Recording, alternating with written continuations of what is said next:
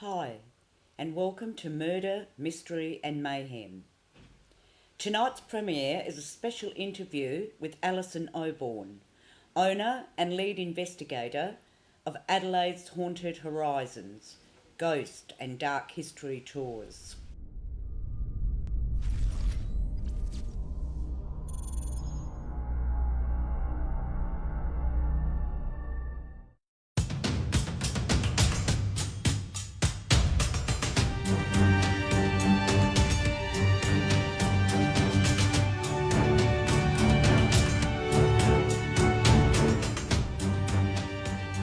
Join us on a murder and madness tour. Why madness? Well, with every murder, there has to be surely a touch of madness. Adelaide Jail, Z Ward. We do tours at both. At the Adelaide Jail, for instance, we look at the history of executions. For instance, did you know that there were 5 executions in the parklands before the Adelaide Jail was built? We take you to visit the hanging tower, the gallows, the graves, or murderer's row as we call it, and we look at some of the characters that ended their day at the Adelaide Jail, sentenced to hang by the neck until dead. Elizabeth Woolcock, for instance, the only woman in South Australia that we ever executed. Was she innocent or was she guilty? Then we look at John Balaban, supposedly South Australia's very first serial killer. But what's the one before him? We'll look and see who that could be. And what about the hangings? Did any of them go wrong? Well, come along and find out, as well as the people who may have gone to the gallows innocent. So what happens if you were deemed insane, as it was called back then, when you committed your crime? Then you were put here into Z Ward. Here at Z Ward, we look at 12 of the historical murderers who were put in here. We look into their faces and reflect on their victims. We look at their stories, their crime, and how they eventually ended up. Murderers such as Daft Frank, the jockey who turned killer. We also look at the mad Russian and the hero that tried to protect the women from him when he opened fire, sadly losing his own life. So if you're not into ghosts, book into one of our Murder and Madness tours. You're not a ghost to be seen, not unless one wants to join us. Okay, so Alison, thanks for joining us today and My pleasure. giving so generously of your time. So you're the owner and lead investigator of Adelaide's Haunted Horizons Ghost Tours. Yes, I am. Yeah, that's mine. My baby. Yes? So how did you get into that? Actually born into a haunted house. So it's been a lifelong interest. Paranormal, whether it's real, whether it's not real. It was trying to find that out. So it's a bit like a moth to the flame. Yes. You have something happen in your life and it kind of draws you in there. Yep. So you've always had an interest in it. And do you find it scary or intriguing? Oh, I was terrified at first. Yeah. So when I first started out, the house scared me so much that I was still sleeping with the lights on even into my mid-20s when I met my husband. Okay. So, but again, you want to find out and you get drawn into this, and the more I've done it, the less fear there is, and now it just excites me. I'm not going to say you don't get afraid in the dark when you're on your own. You don't know. But nowadays it's more of an exciting thing. And that stayed with you all this time? Yeah, it has. And I guess even when we go into places and you do get that level of fear, I think for me that's because it's inborn in me from that first house. So sometimes it does, whether you like it or not, it does sit in there somewhere inside you. But yeah, nowadays we just go in and we do the stuff, and if we're frightened, we're frightened. If we're not, we're not. Yep. That's what you're there for. You just stay and hold it down. Yep. So. And obviously the most well-known one that I would think of would be the old Adelaide jail, but you do other locations as well, don't you, around Adelaide? Yeah, look, I mean, yeah, we were at the Adelaide jail. Well, I've been there 16 years, so we were the official investigators there for 10 years, so I wrote the book on it. But it was when we found other places, we found them just as exciting. So the Z Ward, for instance, at Glenside, the old criminally insane building, as it was called back then. Wow. So that one's been a lot more intense, a lot more physical than the jail ever was, and it's challenged me a little bit every now and again. Then we got Old Tailem Town, the old pioneer village. And he did bring in old houses, original old homes. Some of them date back 100 years or more. So it's been an interesting journey there. National Railway Museum, very visual, that one. That's probably one of our more visual ones. Okay. So we've got some, and Adelaide Arcade. We do that one as well. So. A lot of how can we miss that one? A lot of unexplained deaths in that one, isn't it? Yeah, there's been about 3. Well, one of them was very explained, and that was the murder outside. Thomas Horton shot his wife in the back 3 times, and then we executed him at the Adelaide jail. So his grave is actually at the jail. And then, obviously, the most famous one is Francis Clooney, who was the caretaker, or Beadle, as he was called back then. And he had a mishap in an old generator, so he got crushed in the generator in 1897. So. And then the last one that died there was a little boy, Sydney, who's 2 or 3 years old. And that is a question mark over whether he did it himself, because he died of gas inhalation. Of course, a lot of the shops and homes had gas then. And it's a question mark over whether he turned the gas on himself, because he had done it 3 times before, or whether his mother actually killed herself, or tried to kill herself and then obviously killed the little boy as well. Right. I tend to favour it was an accident. Okay. I'd like to think it was an accident. Yeah. So. And has there been any contact from spirit in the arcade there? Yeah, the reason I'd like to think it's an accident, we were down doing a tour and we were doing an EVP session, and one of our guests asked Sydney, did you turn the gas on yourself? And then when we played it back straight away, we always play it back to the guest straight away. When we played it back straight away, you can hear a toddler clearly saying, I did, like that. So I'd like to think that, it was an accident. The mother, her husband had left her. And you got to think about in 1900s, early 1900s, that's quite a stressful thing for a woman. Yes. Because to be on your own without a husband. Yes. So he'd left her. He'd also taken Sydney as well. Oh, okay. And she'd managed to get him back. And she wasn't sleeping. Obviously, we've all had anxiety and stress, and the first thing that goes is sleep. So what she had done is she'd taken sleeping tablets and washed them down with a glass of champagne. Okay. So the question would be, was it just she was trying to get some sleep, and Sydney just woke up and couldn't wake his mum up because she was unconscious? So, I'd like to think it's the latter. Yeah, well, it was an accident. One of those stories we'll never really know, isn't it?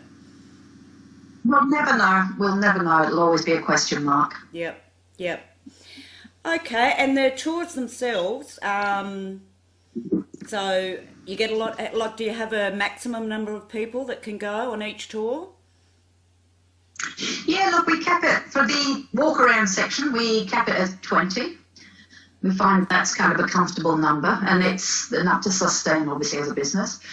The investigations that we do, some of the venues we can take up to 18, but they're never working in a group of 18. We have a ratio of about 6 investigators to 1 guide, so we kind of spread out around the venue, so they never bump into each other. Okay. So, yeah, we do. Okay, and is there a minimum, or you don't ever have that problem? Well, I don't have that problem. If it's a public night, which is Thursday, Friday, Saturday, then it's however many comes really, but we don't get too much of a problem. I don't think we've ever really had to cancel because of numbers, so we seem to get enough to go ahead with it. Yep. If it's a private one, obviously we need a minimum number, so depends on the venue on that one. So people can book private for their own group? Yeah. If it's a public night, they would need the full complement because obviously we have to fill them on those nights. Yep.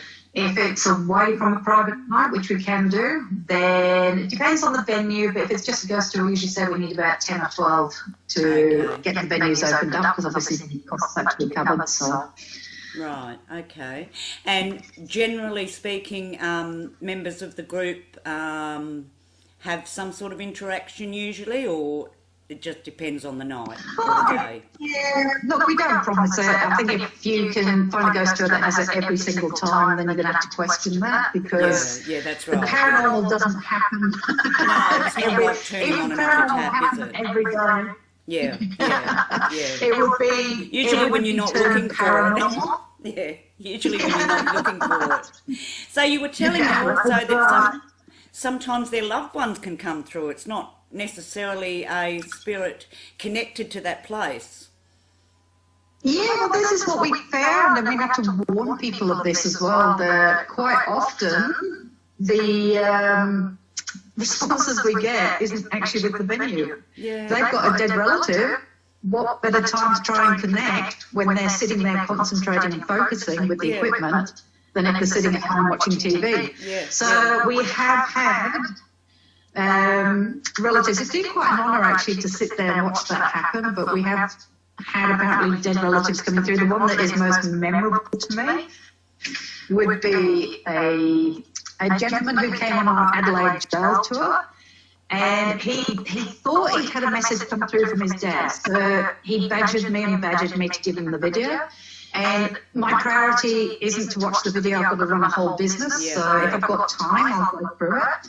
And the way circumstances were, I didn't get to check it until Christmas Day, and family hadn't got up, and I thought, you know what, I'll just go and have a look at it now. So, and what it is he's asking some questions, and the ghost box comes out with his name.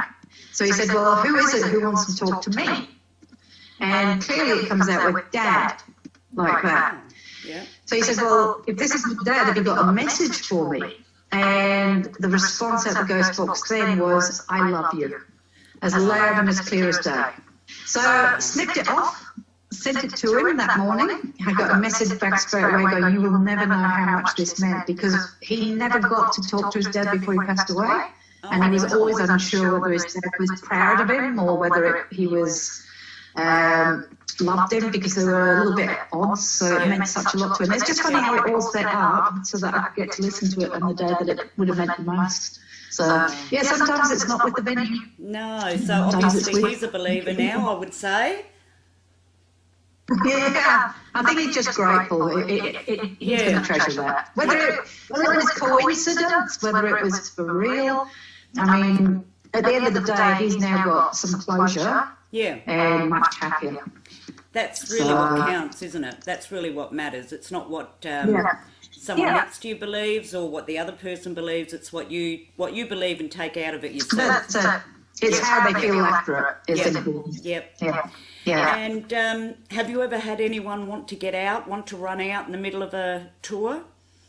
Scared? Yeah, lots of times. Really? Lots of times. In fact, sometimes before the tour, especially at Oborn. Really? I've had a couple of, I've had a couple of people who walked in the building and just gone, no, I can't do this, and then we had to let them leave. So they have to do it then, because once we get into the tour, we can't let them out because we've got to be with the other guests at all times. So, so just after the tour started, I guess they've just got to bite their lip and just wait.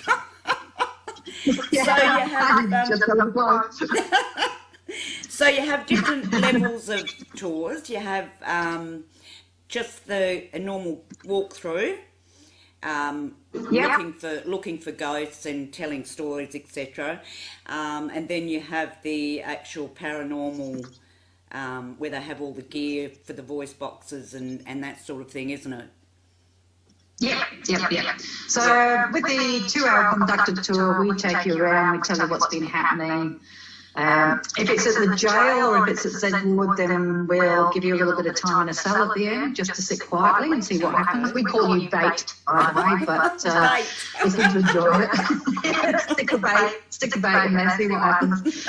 And quite often, you know, we do get reports of things happening on the tour. So it's, you know, people shouldn't think that all we're going to get is to walk around and get stories. We do actually have quite a large amount of stuff happening on the tour component of it. With the investigations, then they can do either a 4-hour where they get that tour, they get tea and coffee to settle their nerves a bit. Then we get all the equipment out and they can do another hour and a half taster, or they can go up another grade and just get straight into the investigation. So, and we do all nights as well, 7 hours. Yeah, I was going to ask you about that. So we cater for a lot of people. How does that go? All the all-night ones, that's, I guess like any tour it would be, you'd have quiet times and then you'd have times where there's lots of activities. Yeah, look, with the all-nighter, we tend to do them at the bigger venues because we've got more area to keep people occupied looking at. Obviously, Zedwood we don't, because if it's quiet night, there's only 2 floors and it makes for a long night if you're going to have a quiet night. So. Yeah. And as I say, we don't put the whole idea of our tours and what we're proud about is we threw all the tacky out, we threw all the made-up stuff out. It basically is what it is. If something happens, it happens, great. If it doesn't, it doesn't. 30 years of investigating, which is what I've been doing. Yep. You know, people, oops, just my camera there. People tend to think that it's like the TV ghost hunting shows where they're going to get heaps of stuff happening every time, and it just isn't like that. So, but when it does, it's very exciting. I can only imagine. I mean, I am planning to come down and do the Adelaide Arcade one because that's a favourite of mine, as I said. So, yeah, I'll be interested to see what happens there. But you also go overseas as well. We do. That's kind of the exciting part of the job. So my kind of recreation, my time off is usually involving doing exactly what I'm doing. Same as when you're at work. Only we do it bigger and better, and more scary. So, I'll go overseas twice a year, so America and UK, and we'll just hire a whole penitentiary, jail, asylum, and then the 2 of us, and we'll just sit the whole night in one of these places that we've hired. So, I can imagine that. Places like the UK that are hundreds of years, hundreds of centuries older than good old Adelaide. I can imagine places like the UK that are centuries older than we are in little Adelaide would have far more to investigate. And a lot more violence and war and battle. I don't think there's an inch of England that didn't see a battle in its history of one sort or another. So only a small island. Yeah. America, obviously the penitentiaries were older, they're a little bit more brutal than what ours are. Ours were. So a lot of history, a lot of darker history, I think, behind some of these places. Yeah. And that was the other kind of tour you do as well, wasn't it? People that aren't necessarily into the paranormal side of things, but the dark history of Adelaide. You have tours for those as well. Yeah, obviously not everybody's into ghosts, and we do want to try and get the whole idea of our tours is to try and foster a love for heritage and history, and the way to do that is for the younger generation, even for the older generation like us, is to do either the ghosts or the darker history. That seems to be the most popular. Yep. So, for instance, Zedwood, we'll do a Murder and Madness, which is where we take 12, or we take you all through and talk about 12 of the murderers that were put into Zedwood. So historical ones, their crimes, what they did and how they ended up. So, and that kind of covers that. To me, history isn't about just the building. No. It's very nice talking about a building that has empty hallways and empty rooms, but unless you connect a person to that building, and the best way to do that is to talk about the people who were in it and try and connect the public that way. So, putting the face to history, I guess, is what we're doing. I find the same thing with crime stories. I mean, I like to put a face to the victim and also a story leading up to a person that killed. So it's along the same lines, isn't it? It's all sort of integrated together. It is. So And the sad thing with the Z board stories is a lot of them really. Yep. They were as much of a victim because they didn't start out like that. But back in those days, you couldn't treat mental health issues or head injuries and stuff like that like you can today. And it's and this is what I try and get through to people. Yeah. So can you tell us any ghost stories? Oh, got lots of them. Personal experiences, here and overseas.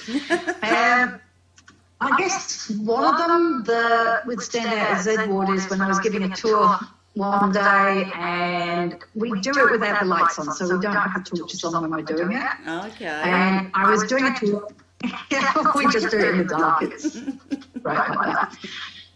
So I had a face, or I had a person about that close to my face when I was doing the tour. And what that does, personal space and all, it puts you off. So I tried politely to move them back, and I just said, I'm sorry. I said, is that somebody next to me? And I put my hand out to touch them, and my hand just kept going.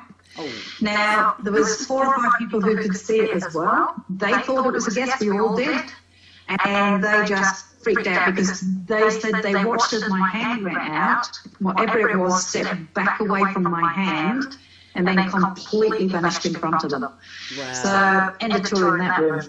Everybody was out of the room. But that's what I want. I want something that is harder to explain, something that is bigger, not just was that a sound, or I need something that's really quite definite for me. I am very rational, and I am very nuts and bolts.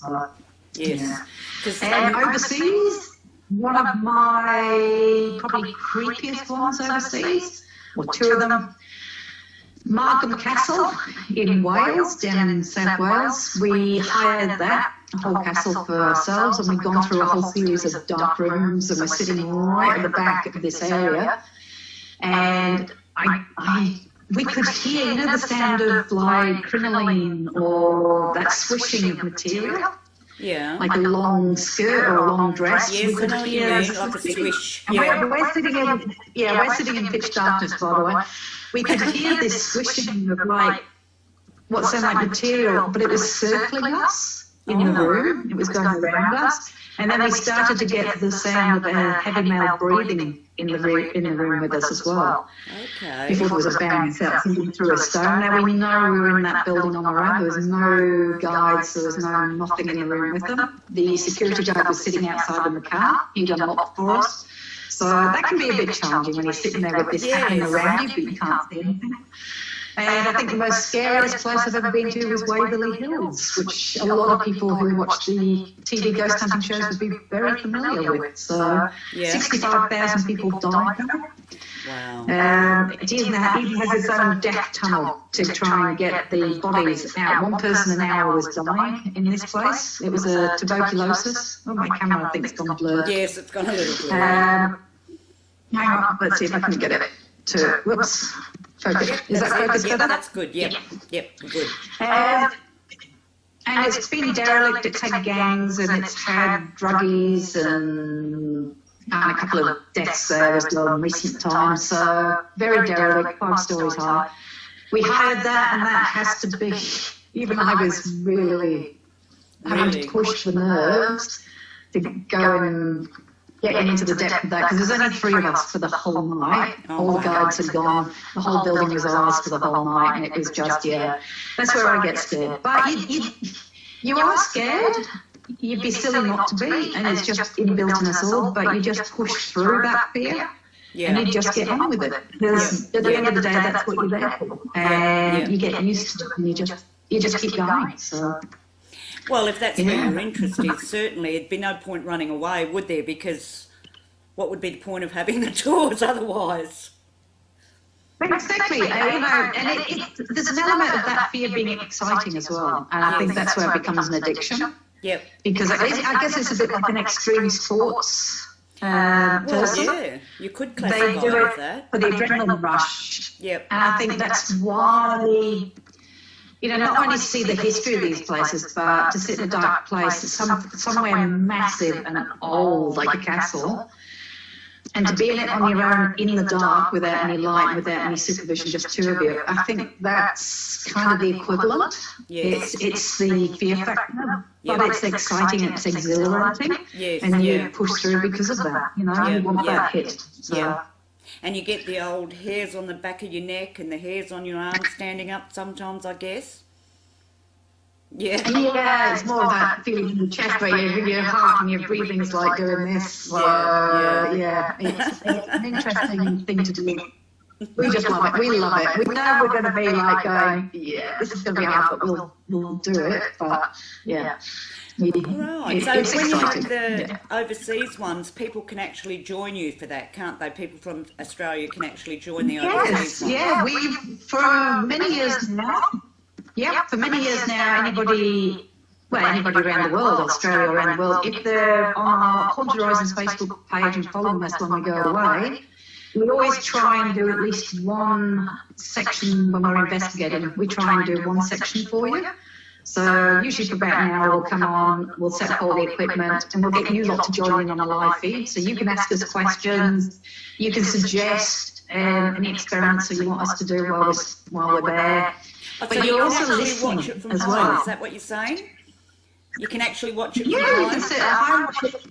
Wow. Yeah, you can watch it on your PC, you can watch it on your phone, and you can tell us if you're hearing something and we're not at the time. So you're us and how are you? So now we've just taken that one step further. So what we're doing now, we've just set up a Patreon page, which is a subscription page. You'll still get all that we've just talked about, but you, for a little subscription coffee a month, we can actually take it one step further and go out more often and give you more areas and try and get you more involved. Okay.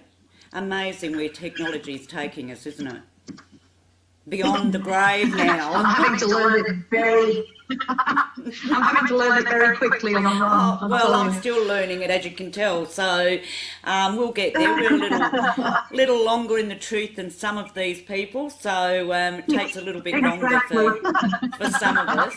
But it is exciting the way technology is going. It's mind-boggling where it will go, where it will go in the future. It's just mind-boggling. I'll just cope with what I've got now. That'll. If I can keep up to date with what's around now, I'll be happy. So if people want to book, they can book through the website. Yeah, go to the website and find any book now button that will take them to the calendar. So show them what's coming up, and if they want a private tour, they can just give me a call. Numbers on there, see what we can arrange for them. Okay, well I'll leave the website and the Facebook page underneath the video, so people can click on that if they want to know more. And sorry. That's all on there. Facebook page, YouTube links are all on the website. Yes, okay, so either one will get to you anyway. So, well, that's all very interesting, all very intriguing, and you've certainly piqued my interest, especially with the. I don't know what it is about the Adelaide Arcade. When I hear each story that's come out of there, it's. I think it's because it's a place we visit often.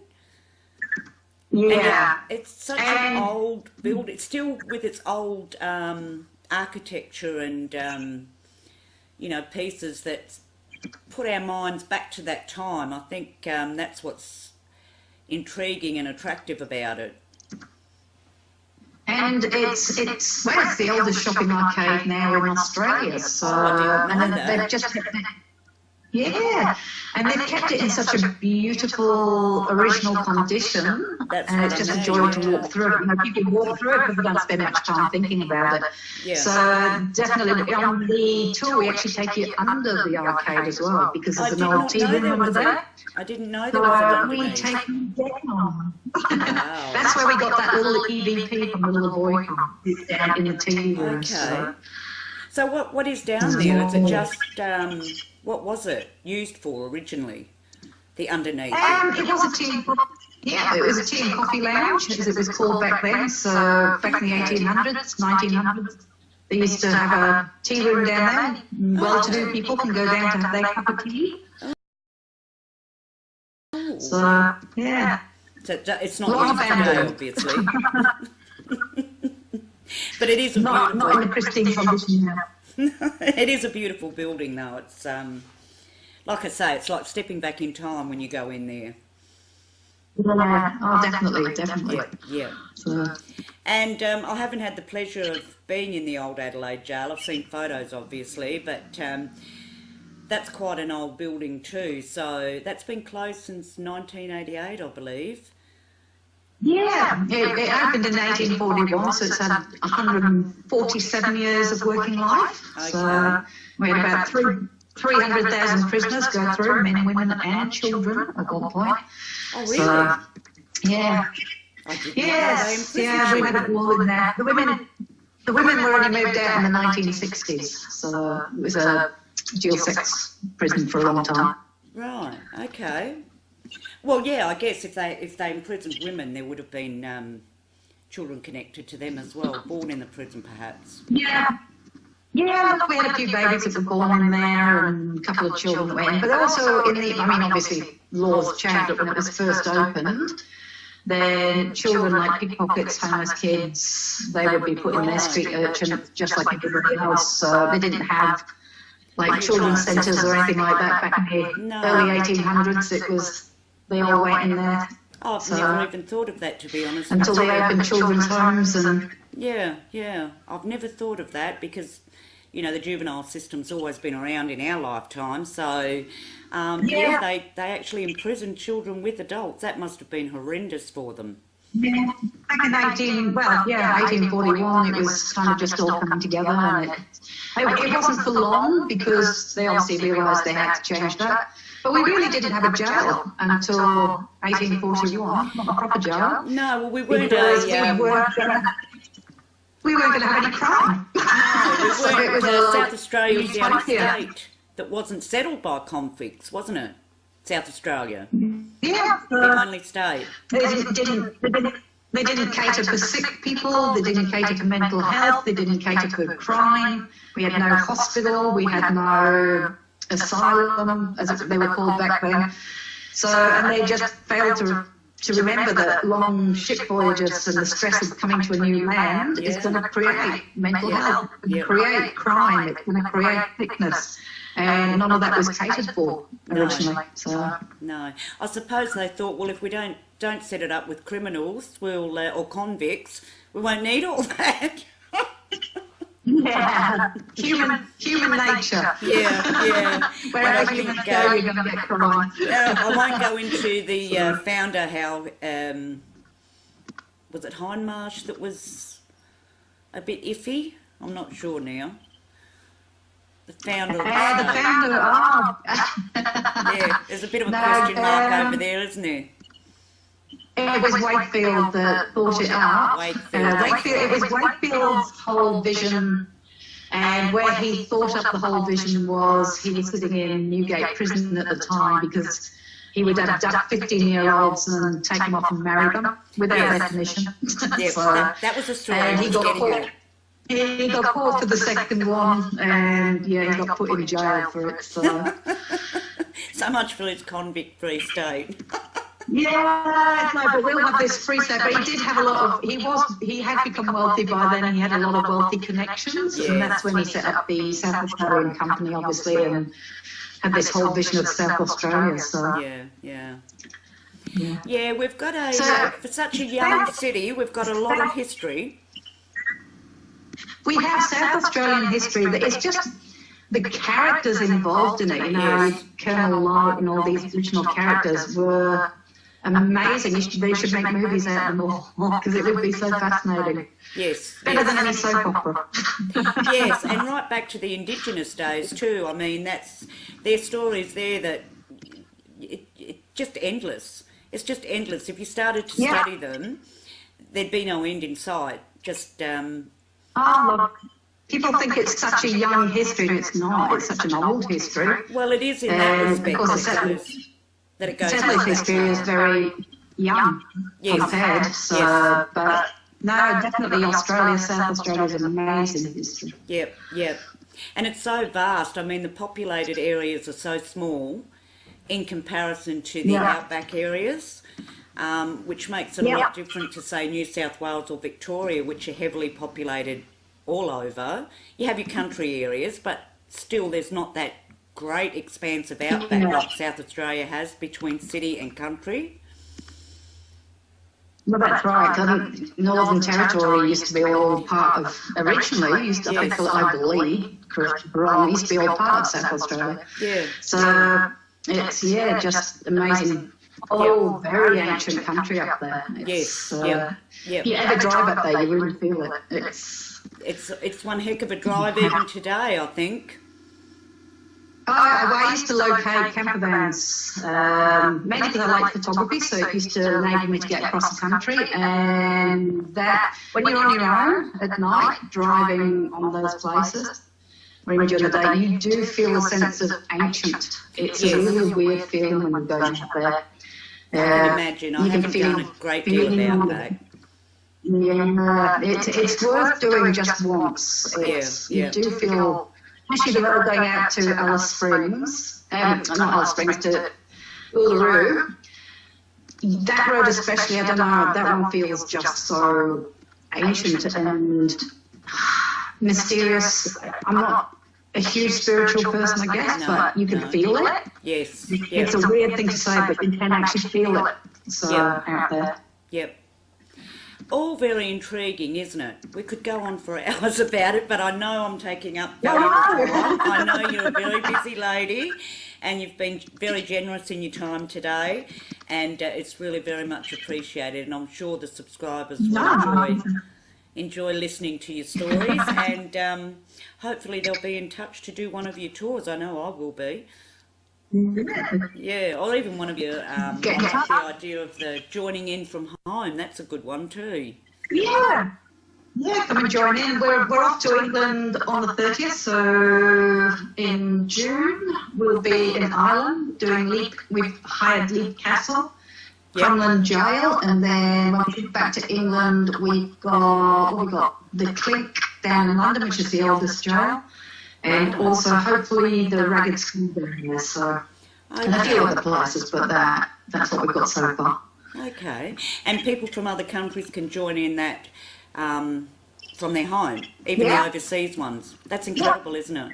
Yeah. Incredible to share that with you. Yeah. I mean, obviously, the time difference, they'll have to be up during the night here, or... No, probably it'd be early morning here and it'd be night time there, so it might just suit, I'll have to keep an eye on those. So that's very interesting. We can always catch up the next day. Watch it on, we'll work it out. We only have to Google what time is it in England, so we'll be all right. All right, well, hopefully you get lots of new people to your tours, and I'm sure your old favourites stay with you, so...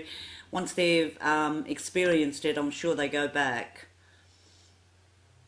Yeah, we do get a lot of regulars, which is good. Yeah. Okay, well, again, I thank you for your time, and you've been most gracious.